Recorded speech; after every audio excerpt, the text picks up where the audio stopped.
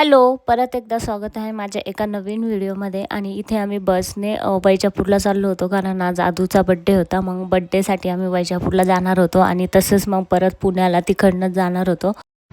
आम्ही आलो ना तेव्हा बघितलं.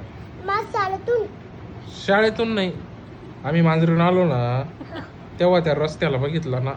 आम्ही पण तुम्ही पण बघितला ना. आम्ही फ्लॅटमध्ये आलो ना, मला पण मग थंडी दिसता. हो ना, आपण संध्याकाळी जाऊ बघायला परत. नाही, सगळीकडे मला अगदीच नव्हता.